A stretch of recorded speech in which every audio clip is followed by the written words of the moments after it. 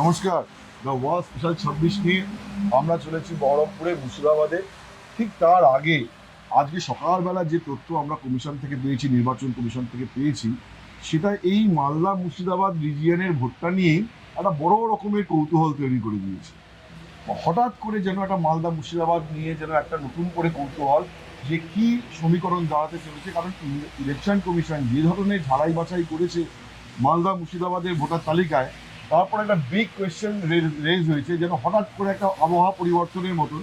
আমরা যাচ্ছি মুর্শিদাবাদে, নাকাশিপাড়ায় এই মুহূর্তে রয়েছে, নদিয়া নাকাশিপাড়াতে দেখছেন বাইরে এমন বৃষ্টি হচ্ছে যে ঠান্ডা হাওয়াতে প্রায় শীতের কাঁপুনি লাগছে। রফিক তো কাঁপছে আমার সঙ্গে দাঁড়িয়ে, আমাদের সাংবাদিক রফিকুল জামাদার।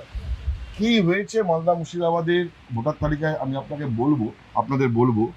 যেটা প্রাথমিকভাবে জানা যাচ্ছে বা যেটা অ্যাপারেন্টলি দেখা যাচ্ছে, সেটা হচ্ছে যে গতবারের যে ভোটার তালিকা, সেই ভোটার তালিকা থেকে বলা যেতে পারে মুর্শিদাবাদে প্রায় 10 লক্ষ ভোটারের নাম বাদ গেছে। একটা জেলা, সেই যে জেলায় 57 লক্ষের মতো ভোটার, সেখান থেকে যদি 10 লক্ষ ভোটারের নাম বাদ যায়, তাহলে সেখানে তো ডেফিনেটলি একটা ভোট বাক্সে কি যে ইম্প্যাক্ট করবে একটা কৌতূহল তৈরি হয়। ইকুয়াল মালদাতেও প্রায় 5 লক্ষ ভোটারের নাম বাদ গেছে এই যে এসআইআর প্রক্রিয়ায়। তার মানে অ্যাভারেজে মুর্শিদাবাদ এবং মালদা এই দুটো জেলাতেই অ্যাভারেজে প্রতিটা অ্যাসেম্বলি কনস্টিটুয়েন্সি থেকে প্রায় 50,000 করে ভোটারের নাম বাদ গেছে। এবং এই 50,000 করে যে ভোটারের নাম বাদ গেছে, যদি আমরা একটু খুব মাইনিউটলি দেখি, যদি গভীরে যাই, তাহলে দেখব যে এই দুটো ডিস্ট্রিক্ট পশ্চিমবঙ্গের সংখ্যালঘু অধ্যুষিত জেলা, এবং মোস্টলি সংখ্যালঘুদের নামই এখানে বাদ গিয়েছে। কারণ তারা তাদের যে ভোটার তালিকায় নাম তোলার জন্য যোগ্য প্রমাণ দেখাতে পারেনি বলে ইলেকশন কমিশন জানিয়েছে। এবং শুধু ইলেকশন কমিশন নয়, শেষের দিকে যে অ্যাডজুডিকেশনের যে নাম ছিল, যেখানে মুর্শিদাবাদের 8 লক্ষ এবং মালদায় 11 লক্ষ ভোটারের নাম ছিল, সেটা সুপ্রিম কোর্টের নির্দেশে জুডিশিয়াল অফিসাররা ঝাড়াই বাছাই করেছেন। সেখান থেকে আবার কমিশন হাত তুলে নিচ্ছে, যে যেহেতু সুপ্রিম কোর্টের নির্দেশে জুডিশিয়াল অফিসাররা বলেছেন। কিন্তু মোদ্দা বিষয় যেটা দাঁড়াচ্ছে, যে এক একটা বিধানসভা কেন্দ্র পিছু প্রায় 50,000 ভোটারের নাম বাদ চলে যাচ্ছে। এটার কি ইম্প্যাক্ট করতে পারে ভোটে, এটা নিয়ে আমরা আলোচনা করব আজকে। কালকে থেকে আমরা বহরমপুরে ঘোরার আগে, তার আগে আমি রফিকের কাছে জানতে চাইবো, রফিক এক্স্যাক্টলি এই দুটো জেলা পার্টিকুলারলি কি হয়েছে, পরিসংখ্যানটা যদি একবার বলো। দেখো শঙ্করদা, তুমি একদম ঠিক বললে। মুর্শিদাবাদে যে লাস্ট ভোট হয়েছিল লোকসভাতে, সেই সময় ভোটার ছিল 57 লাখ সামথিং। পরবর্তী সময় যখন এসআইআর শুরু হয়, সেই এসআইআর শুরু হওয়ার একদম প্রথমের দিকেই আনকালেক্টেবল অর্থাৎ এএসডিডি, অ্যাবসেন্ট, শিফটেড, ডেথ এবং ডুপ্লিকেট, এই 4টি ক্যাটাগরিতে মোট বাদ চলে যায় এই জেলায় 5 লক্ষ সামথিং। পরবর্তী সময়ে দেখা যায় যে এলডি বলা হচ্ছে এটাকে, অর্থাৎ লজিক্যাল ডিসক্রিপেন্সি, যাদের ডকুমেন্টসে ভুল রয়েছে, নামে ভুল রয়েছে, সেই রকম ভোটারদের একটা এলডিতে ফেলে দেওয়া হয়। পরবর্তী সময় সেটাকে নিষ্পত্তি করা হয়। কিন্তু এই নিষ্পত্তি চলাকালীন সুপ্রিম কোর্টে একটা মামলা হয়, যে লজিক্যাল ডিসক্রিপেন্সির নাম করে বাংলায় একদম সংখ্যালঘু এলাকা চিহ্নিত করে ভোটার বাদ দেওয়ার চেষ্টা চলছে, এবং এই চক্রান্তের পেছনে বিজেপি রয়েছে। পরবর্তী সময় আমরা দেখলাম যে এই বিষয়টা সুপ্রিম কোর্ট জুডিশিয়াল অফিসারদের নির্দেশ দেন।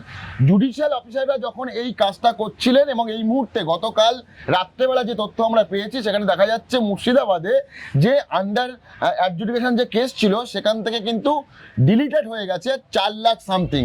আবারও বলবো, মানে এক্সট্রা ডিলিটেড হয়েছে 20,000-এর মতো পার কনস্টিটুয়েন্সি অ্যাভারেজ। একদমই তাই। অর্থাৎ এখানে 20, আগে প্রায় 30, সব মিলিয়ে তুমি যেমনটা বললে, যদি পার অ্যাসেম্বলি ধরি আমরা, 50 লাখ করে নাম বাদ চলে গেছে।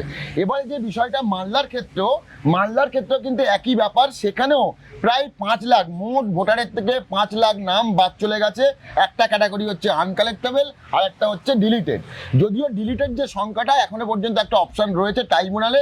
তবে আমি এখানে দাঁড়িয়ে দায়িত্ব নিয়ে বলতে পারি, যে অবস্থায় ট্রাইব্যুনাল কাজ করছে এবং কমিশনের যে সূত্র বলছে, ট্রাইব্যুনালে যাওয়ার পরে পরবর্তী সময় এই ভোটে তারা ভোট দিতে পারবেন কিনা, তা নিয়ে কিন্তু এখনো পর্যন্ত যথেষ্ট সন্দেহ রয়েছে। এইটা তো ইলেকশন কমিশনের একটা বেসিক ফ্যাক্ট অ্যান্ড ফিগার বলছিল। এবার আমাদের যেটা দেখা, যে কারণে বহরমপুর, জঙ্গিপুর বা অন্যান্য জেলা আসনগুলোতে আমরা ঘুরে দেখবো আগামী দিনে এই দ্য ওয়াল স্পেশাল 26-এর গাড়ি নিয়ে, সেটা হচ্ছে যে খুব ইন্টারেস্টিং জিনিস। এবং লোকসভা ভোটেও যদি আমরা বিধানসভা ওয়ারি ফলাফল দেখি, তাহলে দেখতে পাই যে মুর্শিদাবাদে এমনও কিছু কনস্টিটুয়েন্সি আছে, যে কনস্টিটুয়েন্সিতে হয়তো সংখ্যালঘু অধ্যুষিত বিধানসভা, কিন্তু সেখানে তৃণমূল এবং কংগ্রেস বা সিপিএম এর ভোট কাটাকাটির ফলে, এবং যেহেতু এটা একটা পোলারাইজড ইলেকশন, এই ভোট কাটাকাটির ফলে হয়তো দেখা যাচ্ছে যে হিন্দু ভোট পোলারাইজড হয়ে যাচ্ছে বিজেপির দিকে।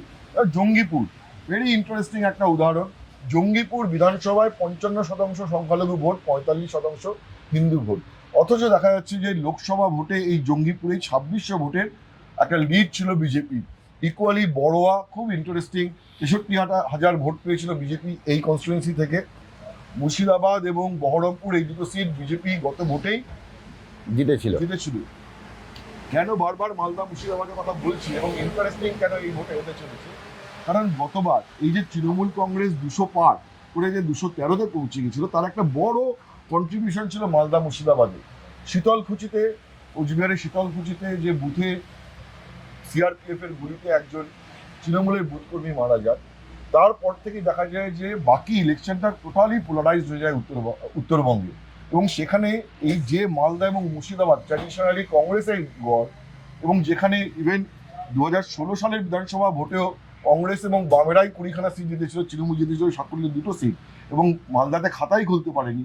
সেখানে দেখা যায় যে মালদায় তৃণমূল পেয়েছিল 6টি আসন এবং মুর্শিদাবাদে 20টি আসন, ফলে 26টি আসন এখান থেকে যোগ করেছিল তৃণমূল। সেই মালদা মুর্শিদাবাদে দেখা যাচ্ছে যে এই যে ভোটার তালিকার পুরো যে ক্লিনজিং হলো, সেই ক্লিনজিং এর ফলে কিন্তু একটা অন্যরকম গল্প দেখা যাচ্ছে। এবং অলরেডি আমরা বলছি যে লোকসভা ভোটেই কিছু সিটে ইন্টারেস্টিং ট্রেন্ড দেখা গেছিল, যেমন বড়োয়া মুর্শিদাবাদের বা জঙ্গিপুর মুর্শিদাবাদের, ইভেন লাগোয়া করিমপুর নদিয়ার মধ্যে, সেখানেও তৃণমূলের আমরা দেখতে পাচ্ছি যে মাত্র 12,000 ভোটের ব্যবধানে এগিয়ে ছিল। এই করিমপুরও কিন্তু সংখ্যালঘু অধ্যুষিত এলাকা, সেখানে যদি এরকম 20,000, 30,000, 50,000 ভোট বাদ যায় ভোটার তালিকা ক্লিনজিংয়ে, তাহলে সেখানেও কিন্তু রেজাল্ট কি দাঁড়াবে সেটা নিয়ে কিন্তু একটা প্রশ্নচিহ্ন থাকছে। মালদাহে গত নির্বাচনের 21 সালের নির্বাচনে, যেটা আমি বলেছি আগেও, যে complete polarise situation post Sitalkuchi, সেখানে গাজল, হবিপুর, মালতীপুর এবং ইংলিশ বাজারে 4টি আসনে জিতেছিল বিজেপি।